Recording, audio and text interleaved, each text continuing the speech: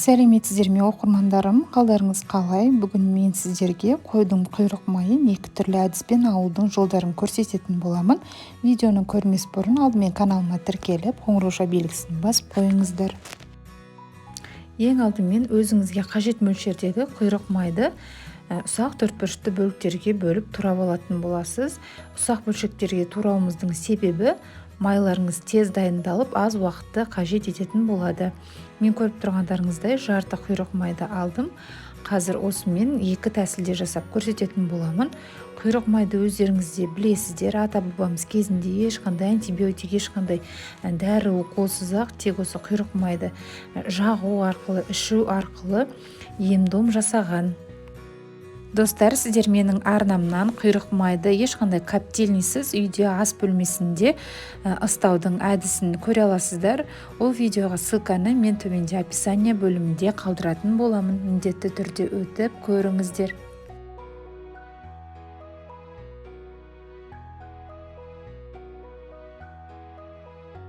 Құйрық майдың шамалы бір бөлігін дәл осындай таза ыстыққа шыдамды банкаға салатын боламыз.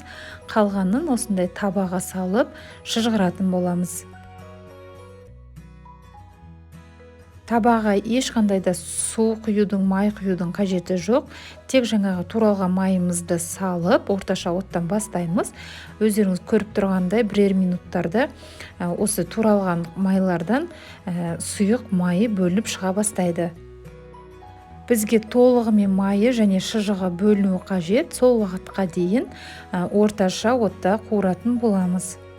Ал екінші әдіс бізде стерильный әдіс. Ол май салынған банкымызды дәл видеодағыдай орналастырып, сыртынан 1-1,5 сағат көлемінде суда қайнататын боламыз. Мінекей біздің табада шыжғырылып жасаған майымыз дайын. Шыжығын бөлек бір ыдысқа сүзіп аламыз және қалған сұйық майды таза бір банкаға құйып қоятын боламыз. Көріп тұрғандарыңыздай шыжғырылған майдың түрі сәл қоңырқай келеді, ал екіншісі стерильный әдіспен алған майымыз ол бізде әппақ болып шығады. Оны да таза бір банкаға сұйық майын сүзіп алатын боламыз. Бұл стерильный түрде алған майдың пайдасы өте зор. Жас туған сәбидің денесіне массаж жасағанда да дәл осы құйрық маймен жасаған өте пайдалы болады.